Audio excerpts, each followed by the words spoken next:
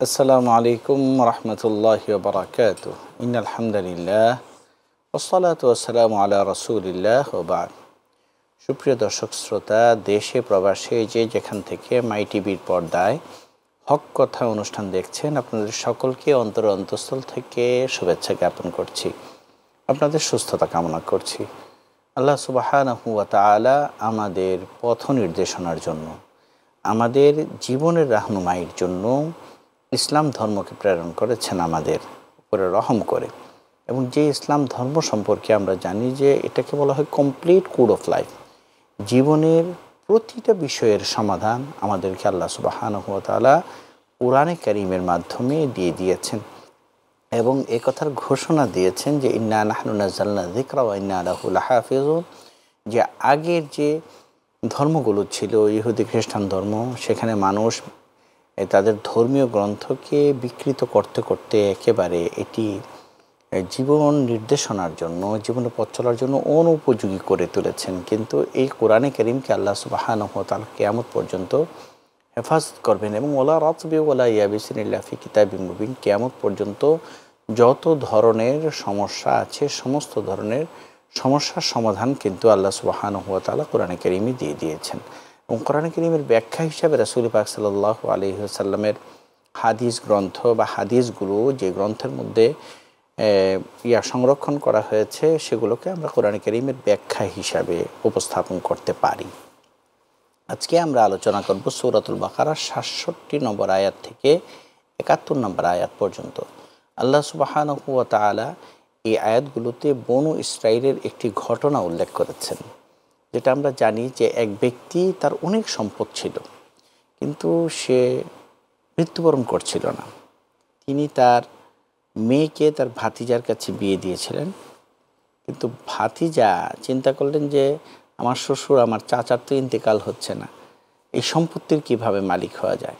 এক পর্যায়ে তিনি ষড়যন্ত্র করে তার চাচাকে হত্যা করলো এবং চাচাকে হত্যা করার পরে সে এসে আবার আদালতে চাচার হত্যার বিচার চাওয়া শুরু করল। কোনো সমাধান না দেখে বনু ইসরাইল বা ইহুদিরা হযরত মুসা আলাইহিস সালাতু ওয়াস সালামের কাছে আসলেন এবং বললেন যে মুসা আলাইহিস সালাতু ওয়াস সালাম, আপনার তো আল্লাহ সুবহানাহু ওয়া তাআলার সাথে কথোপকথন হয়।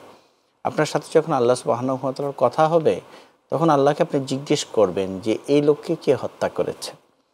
যথারীতি হযরত মুসা আলাইহিস সালাতু ওয়াস সালাম যখন আল্লাহ সুবহানাহু ওয়া তাআলার সাথে কথোপকথনের সুযোগ পেলেন, তখন মুসা আলাইহিস সালাতু ওয়াস সালাম আল্লাহ সুবহানাহু ওয়া তাআলাকে জিজ্ঞেস করলেন যে আল্লাহ, এই ব্যক্তিকে হত্যা করেছে কে?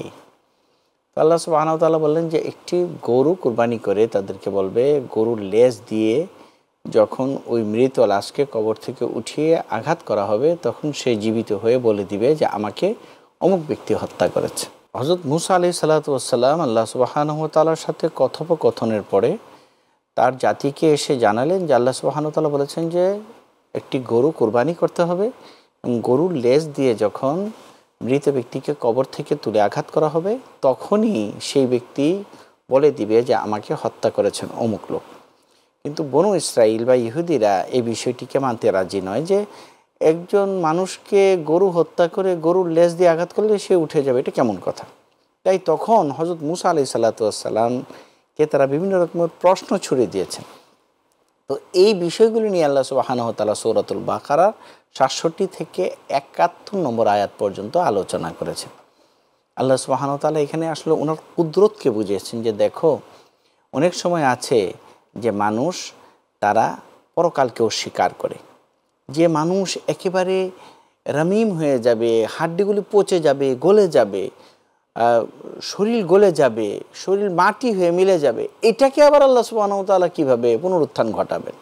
বা এক কবরের মধ্যে যদি দুইজন থাকে, দুইজনের তো একজনের সাথে আরেকজন মিশে যাবে, একজনের গোশতের সাথে আরেকজন মিশে যাবে, ওটাকে আবার আল্লাহ সুবহানাহু ওয়া তাআলা কীভাবে পুনরুত্থান ঘটাবে। আল্লাহ সুবহানাহু ওয়া তাআলা এর প্রকৃষ্ট উদাহরণ দিয়েছেন যে যখন কিছু ছিল না, তার থেকে যদি আমি সৃষ্টি করতে পারি, এখন তো কিছু হয়েছে, বলি ইহইয়াল্লাযী আনশাআহা আউওয়ালা মাররা। আমরা সূরাতু ইয়াসিনের প্রত্যেক দিন যারা আমরা তেলাওয়াত করি, আমরা জানি যে বারবার এই কথাটি আল্লাহ সুবহানাহু ওয়া তাআলা সূরা ইয়াসিনে বলেছেন যে আল্লাহ সুবহানাহু ওয়া তাআলা তোমাদেরকে সৃষ্টি করবেন, যখন সৃষ্টি করেছেন যখন তোমরা কিছুই ছিল না। তাহলে ওর থেকে যদি আল্লাহ সুবহানাহু ওয়া তাআলা সৃষ্টি করতে পারেন, এখন তো একবার হয়েছে, সেখান থেকে পুনরুত্থান কেন ঘটাতে পারবেন না? তো এই বিষয়টিকে আরও স্পষ্ট করার জন্য আল্লাহ সুবহানাহু ওয়া তাআলা বনু ইসরাইলকে কিয়ামতের পুনরুত্থানের শিক্ষা দিচ্ছেন। তো তারা যেহেতু আল্লাহ সুবহানাহু ওয়া তাআলার এই হুকুমকে মানবেন না, তাই তারা বলল, হযরত মুসা আলাইহিস সালাম যখন বললেন যে ইন্নাল্লাহ ইয়ামুরুকুম আন তাযবাহু বাকারা, আল্লাহ তোমাদেরকে নির্দেশ দিয়েছেন যে তোমরা একটা গরু জবাই করো। তারা প্রথমেই হযরত মুসা আলাইহিস সালামের কাছে প্রশ্ন ছুড়ে দিল, ক্বালু আতাত্তাখিযুনা হুজুয়া, আমাদের সাথে কি তুমি ঠাট্টা বিদ্রূপ করছো? এটা কেমন কথা যে একজন মানুষ, তাকে কে হত্যা করেছে এটা জানার জন্য আমাদের একজন গরু কুরবানি দিতে হবে? হযরত মুসা আলাইহিস সালাম বলেন, আউযু বিল্লাহি আন আকুনা মিনাল জাহিলিন, জাহেলদের এবং মূর্খদের কাজ হচ্ছে সবার সাথে ঠাট্টা বিদ্রূপ করা। আমি তো মূর্খ নই, আমি আল্লাহ সুবহানাহু ওয়া তাআলার নবী, আমি তোমাদের সাথে কেন ঠাট্টা বিদ্রূপ করবো? আমি আল্লাহ সুবহানাহু ওয়া তাআলার কাছে ঠাট্টা বিদ্রূপ কারি হওয়ার থেকে, মূর্খ লোক হওয়ার থেকে আল্লাহর কাছে আমি পানা চাই। কিন্তু বনু ইসরাইলরা চিন্তা করলো যে এই হুকুম তো মানা যাবে না, এটা তো বাস্তবসম্মত না। তখন তারা বলল এই কথা যে করদু লানা রাব্বাকা ইউবাইয়িন লানা মা হিয়া, আপনি আপনার প্রভুকে তাহলে প্রশ্ন করুন যে এই গরুটি এটা কেমন হবে, এটার বয়স কেমন হবে। তো মুসা আলাইহিস সালাম আবার আল্লাহর কাছে গেলেন, তুর পাহাড়ে গেলেন এবং জিজ্ঞেস করলেন যে আল্লাহ, গরুটির বয়স কেমন হবে? আল্লাহ সুবহানাহু ওয়া তাআলা বললেন, বাকারাতুন লা ফারিদুন ওয়ালা বিকর, এরকম একটি গরু হবে যে গরুটি অত্যন্ত বেশি বয়স্ক নয়, অর্থাৎ বৃদ্ধ গরুও নয়, ওয়ালা বিকর, আবার একেবারে বাছুর গরুও নয়। আওয়ান বাইনা যালিক, তার বয়সটা হবে এই দুইটার মাঝখানে। ফাফআলু মা তুমারুন, তোমাদেরকে যেভাবে নির্দেশ দিয়েছেন সেভাবেই তোমরা এই কাজটি করো। কিন্তু বনু ইসরাইল তারা চিন্তা করলো না, মুসা আলাইহিস সালামকে আরও প্রশ্ন করা উচিত। এখন তারা বলল, ক্বালু উদউ লানা রাব্বাকা ইউবাইয়িন লানা মা লাউনুহা, যে গরুর রং কেমন হবে। আল্লাহ সুবহানাহু ওয়া তাআলা বললেন, ইন্নাহু ইয়াকুলু ইন্নাহা বাকারাতুন সফরা, যে গরুটির রং হবে একটু হলদে বর্ণের, খালি হলদে বর্ণের না, ফাকিউল লাউনুহা, যেটি মানুষকে যেই রং আকর্ষণ করে এরকম এক রঙের গরু হওয়া উচিত, তাসরুন নাজিরিন। এখানে একটা বিষয় মুফাসসিরিন ইকরাম তুলে ধরেছেন, আমরা এই বিষয়টি খেয়াল রাখব। সেটি হচ্ছে যে আমরা তো সাধারণত কুরবানির সময় আমরা গরু কুরবানি করে থাকি। তো সূরাতুল বাকারার ৬৭, ৬৮, ৬৯, ৭০ এবং ৭১ নম্বর আয়াতে গরুর যে বর্ণনা দেওয়া হয়েছে সেই ধরনের গরু আমরা কিনতে চেষ্টা করি, এটি শ্রেষ্ঠ গরু হয় এবং কোরআনের নির্দেশ অনুযায়ী এই ধরনের গরু কিনাটা, ক্রয় করাটা সেটা হচ্ছে মুস্তাহাব, উত্তম কাজ। তাই আমরা যখন কোরবানি করব, কোরবানির মধ্যে আমাদের যাতে এই চিন্তাটা থাকে যে আমরা হলদে বর্ণের গরু দিয়ে যদি আমরা কোরবানি করতে পারি, কোরআনে কারীমের যেভাবে একটি গরু বর্ণনায় এসছে এবং এমন একটি হৃষ্টপুষ্ট গরু আমরা ক্রয় করতে চেষ্টা করি যেটি তাসরুন নাজিরিন, প্রত্যেক দর্শককে আনন্দ দেয়, সবাই খুব দেখিয়ে যাতে গরুটাকে পছন্দ করে, এরকম একটা গরু আমরা কোরবানি দিতে চেষ্টা করব, যেটি কোরআনে কারীমের এই আয়াত থেকে আমরা বুঝতে পারলাম। তো যে কথা আলোচনা চলছিল যে বনু ইসরাইল তো তারা হযরত মুসা আলাইহিস সালামের এই নির্দেশ আসলে মানতে চাচ্ছে না। তারা আবার বলল, ক্বালু উদউ লানা রাব্বাকা ইউবাইয়িন লানা মা হিয়া ইন্নাল বাকারাতা শাবাহা আলাইনা ওয়া ইন্না ইনশাআল্লাহু লামুহতাদুন, যে আমাদের গরুর ব্যাপারে আমাদের কাছে স্পষ্ট না, তুমি আবার আল্লাহকে জিজ্ঞেস করো যে গরুটা কেমন হবে, এটা কি হাল চাষা গরু হবে নাকি হাল চাষে নাই এরকম গরু হবে। হযরত মুসা আলাইহিস সালাম আবার আল্লাহর কাছে গেলেন, যে বললেন যে আল্লাহ, এই গরুটা কি হাল চাষার জন্য উপযোগী এরকম গরু হবে নাকি যেই গরু হাল চাষে ব্যবহার হয়নি এরকম গরু হবে। আল্লাহ সুবহানাহু ওয়া তাআলা বলেন, ইন্নাহা বাকারাতুন লা যালুল তুসিরুল আরদা ওয়া লা তাকসিল হারসা মুসাল্লামাতুল লা শিয়াতা ফিহা, বলে এটা হাল চাষে ব্যবহার হয়নি এরকম গরু হতে হবে। খালি হাল চাষে না, সিঞ্চন কাজে অথবা ঘানির কাজেও যদি এই ধরনের গরু ব্যবহার হয়ে থাকে এই গরুতেও চলবে না, বরং কি করতে হবে, মুসাল্লামাতুল লা শিয়াতা ফিহা, এরকম গরু হবে যেটা কোনো স্পট নেই, দাগ নেই।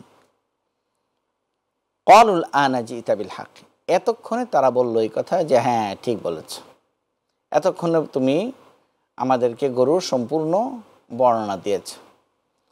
হাদিসের মধ্যে এসছে যে তারা যদি আল্লাহ সুবহানাহু ওয়া তাআলা প্রথম যেভাবে বলেছিল যে ইন্নাল্লাহ ইয়া'মুরুকুম আন তাযবাহু বাকারা, যে কোনো গরু যদি তারা কোরবানি দিত তাহলে কিন্তু হয়ে যেত। কিন্তু তারা যেহেতু আল্লাহ সুবহানাহু ওয়া তাআলার হুকুমকে মানবেন না, বিভিন্ন রকমের প্রশ্ন তারা উপস্থাপন করেছেন। যতই প্রশ্ন করেছেন আল্লাহ সুবহানাহু ওয়া তাআলা কিন্তু ততই তাদের উপরে শর্ত আরোপ করে আরও কঠিন, আরও কঠিনতর, আরও কঠিনতর করে একটা হুকুমকে কিন্তু চাপিয়ে দিয়েছেন আল্লাহ সুবহানাহু ওয়া তাআলা। সুতরাং বনু আদমের উচিত হচ্ছে যে কোনো একটা বিষয় যদি যুক্তিতে না ধরে, তাহলে আল্লাহ সুবহানাহু ওয়া তাআলার হুকুম এই হিসাবে মেনে নেওয়া। এটাতে আপনার আরও যুক্তিতর্ক, আরও বিভিন্ন রকমের বিজ্ঞান উপস্থাপন করার যে অপচেষ্টা আমরা অনেক সময় করি, কুরআনে কারীম তো একথা বোঝাচ্ছে যে বনু আদম সব কিছু যে তুমি বুঝে ফেলবে বিষয়টা এরকম নয়। তো সুতরাং সবচেয়ে বেশি সিদ্ধান্ত নিতে হবে, সবচেয়ে আগে সিদ্ধান্ত নিতে হবে কোরআনের সিদ্ধান্ত, আল্লাহর সিদ্ধান্ত। তারপরে আমরা মেনে অন্য অন্য গবেষণায় আমরা লিপ্ত হব। আল্লাহ সুবহানাহু ওয়া তাআলা এখন তাদেরকে যে গরু কোরবানির নির্দেশ দিয়েছেন, তারা যখন গরু কোরবানি করলো, এখন গরু কোরবানির জন্য আল্লাহ সুবহানাহু ওয়া তাআলা যে সমস্ত ক্রাইটেরিয়া বা যেই সমস্ত বিষয়গুলো গরু কোরবানির জন্য শর্ত লাগিয়েছিলেন, সেই গরু খোঁজা শুরু করলো তারা। কিন্তু এই ধরনের গরু তারা পাচ্ছিল না। খুঁজতে খুঁজতে খুঁজতে খুঁজতে তারা জেরুজালেমের পাশে, বর্তমান যে ফিলিস্তিন, সেখানে তারা আসলো। সেই প্রায় সুদূর মিশর থেকে তারা এখানে এসেছিল বলে অনেক বর্ণনার মধ্যে পাওয়া যায়। সেখানে এসে তারা দেখলো যে একটি বাচ্চা এই ধরনের একটি গরুকে ঘাস খাওয়াচ্ছে। তো তারা ওই বাচ্চার কাছে গেল এবং বললো এই কথা যে তোমার এই গরুটাকে আমরা ক্রয় করতে চাই। ওই শিশু বাচ্চাটি বললো এই কথা, ছেলেটি বলল যে এটি তো আমার সিদ্ধান্ত না, এটি আমার মায়ের সিদ্ধান্ত। তো যথারীতি তার মার কাছে যাওয়া হলো এবং বলা হলো যে আমরা এই গরুটাকে কিনে নিতে চাই। কিন্তু ওই মহিলা বেঁকে বসলেন, বললেন যে না, আমরা এই গরু বিক্রি করব না। শেষে অনেক অনুনয় বিনয়ের পরে ওই মহিলা এই শর্তে রাজি হয়েছে যে আমরা এই গরুটাকে বিক্রি করব, কিন্তু গরুকে হত্যা করার পরে, জবেহ করার পরে যে গরুর চামড়াটাকে আমরা গরুর শরীর থেকে আলাদা করব। এই চামড়ার মধ্যে যতগুলো স্বর্ণমুদ্রা আটে, সেই পরিমাণ স্বর্ণমুদ্রা আমার সন্তানকে, আমার ছেলেকে দিতে হবে। এখানে সূক্ষ্ম একটি বিষয় হচ্ছে এটি যে আল্লাহ সুবহানাহু ওয়া তাআলা এই ঘটনাটি এখানে এনেছেন এই জায়গাটির প্রতি লক্ষ্য করে, যে এই ছেলেটি মূলত তার বাবা ছিল না, তার মার খুব খেদমত করতেন। হাদিসের মধ্যে এসছে যে যারা মা বাবার খেদমত করবে আল্লাহ সুবহানাহু ওয়া তাআলা তাদেরকে এই পৃথিবীতে অর্থ সম্পদে ভরে দিবে। এখন এই ঘটনার পরিপ্রেক্ষিতে আল্লাহ সুবহানাহু ওয়া তাআলা এই শিশু সন্তানকে অর্থ সম্পদের মালিক বানাচ্ছেন, যে ওই সময়ে যে গরুর শরীরের মধ্যে, গরুর চামড়ার মধ্যে যতটুকু স্বর্ণমুদ্রা আটবে, সেই পরিমাণ স্বর্ণমুদ্রার মালিক আল্লাহ সুবহানাহু ওয়া তাআলা একটা গরুর বিনিময়ে তাকে করে দিচ্ছেন মায়ের দোয়ার কারণে। এটি বুজুর্গানে দ্বীন এবং হাদিসের কিন্তু বর্ণনায় পাওয়া যায়। সুতরাং আমাদের এই বিষয়টিকে অত্যন্ত খেয়াল রাখতে হবে যে এই ব্যক্তির ঘটনা উল্লেখ করে আল্লাহ সুবহানাহু ওয়া তাআলা যেহেতু এই শিশু সন্তানকে অঢেল সম্পদের মালিক বানিয়ে দিয়েছিলেন সেই জমানায়, আমরাও যদি আমার মা বাবার খেদমত করি, মা বাবার খেদমত করতে গিয়ে আমরা বিরক্ত বোধ না করি, উপর দিয়ে না, কেবল ভিতর থেকে যদি বিরক্ত বোধ না করি, আল্লাহ সুবহানাহু ওয়া তাআলা এই মা বাবার খেদমতের কারণে আমাদেরকে কিন্তু অঢেল সম্পদের মালিক বানিয়ে দিতে পারেন। এটা ইয়াকিনের সাথে বিশ্বাস করে আমাদের মা বাবার খেদমত করতে হবে। কারণ হাদিসের মধ্যে এসছে যে আনা ইনদা আবদি জান্নি বি, বান্দা আমার সম্পর্কে যেমন ধারণা করে আমি তার সাথে সেই মুআমালাই করি। এখন দেখা যাচ্ছে যে আমরা অনেক সময় আছে মা বাবার কিছুটা খেদমত করি, পরক্ষণই এর ফলাফল কী দাঁড়িয়েছে এটা চিন্তা করি, যে কই আমার তো সম্পদ আসছে না, কই আমি তো এইভাবে চাকরি বাকরি পাচ্ছি না, ব্যবসা বাণিজ্যে আমার উন্নতি হচ্ছে না। প্রতিনিয়ত এর হিসাব করে করে এক সময় আমরা হতাশ হয়ে যাই এবং বলি যে না, মা বাবার খেদমত করে হবে না, আমাদের কি করতে হবে, মা বাবাকে ওল্ড হোমে রেখে আসতে হবে। এই শিক্ষা কিন্তু কোরআন দিচ্ছে না। কোরআন বলছে যে আল্লাহর উপরে ভরসা করে ইয়াকিনের সাথে আমরা যদি মা বাবার খেদমত করি, আল্লাহ সুবহানাহু ওয়া তাআলা আমাদেরকে অঢেল সম্পদে ভরে দিবেন। এখানে একটি ঘটনা মনে পড়ে গেল, যে দারুল দেওবন্দের একজন বড় শিক্ষক ছিলেন, অনেক বুজুর্গ ছিলেন, ওনার নাম ছিল ইয়াকুব নানতুবি রহমতুল্লাহি আলাইহি। তো দেখা যেত যে আমাদের সাবকন্টিনেন্টে তো সাধারণত মসজিদে জুতা চুরি হয়, সবার জুতা চুরি হলেও উনার জুতা চুরি হতো না। তো অনেকে মনে করতো এটা যে এটা ইয়াকুব নানতুবি রহমতুল্লাহ আলীর একটা বুজুর্গি, উনি যে এত বড় মানুষ, একজন সুফি মানুষ, আল্লাহর ওলি মানুষ, এটা উনার একটা লক্ষণ, একটা আলামত হচ্ছে যে উনার কখনো জুতা চুরি হয় না। সবার জুতা চুরি হলো, ওনার জুতা চুরি হতো না। ওটা একদিন ওনার এক মুরিদ ইয়াকুব নানতুবি রহমতুল্লাহ আলীকে জিজ্ঞেস করলেন যে হুজুর, সবার জুতা চুরি হয় কিন্তু আপনার জুতা চুরি হয় না। হযরত ইয়াকুব নানতুবি রহমতুল্লাহি আলাইহি হেসে দিলেন এবং বললেন যে তাহলে কি হয়েছে? হুজুর, এটা তো আপনার বিশাল বড় একটা কেরামতি। এটা অলিদের থেকে যখন কোনো অস্বাভাবিক ঘটনা ঘটে সেটাকে আমরা কারামত বলি, এবং নবীদের থেকে কোনো অস্বাভাবিক ঘটনা ঘটলে সেটাকে আসলে মুজাজা বলা হয়। তো ইয়াকুব নানতুবি রহমতুল্লাহ আলাইহি বললেন যে না, আসলে আমি যখন মসজিদে জুতা রাখি তখন এই নিয়তে রাখি যে এটা চোরের জন্য হালাল, আর চোরের জন্য যেই সম্পদ হালাল সেই সম্পদ শয়তান কোনোদিন চোরকে দিয়ে চুরি করে না, কারণ এটা তো আর একটা অপরাধ করাচ্ছে, গুনার কাজ করাচ্ছে। তাই আমার জুতা কখনো চুরি হয় না। সুবহানাল্লাহ।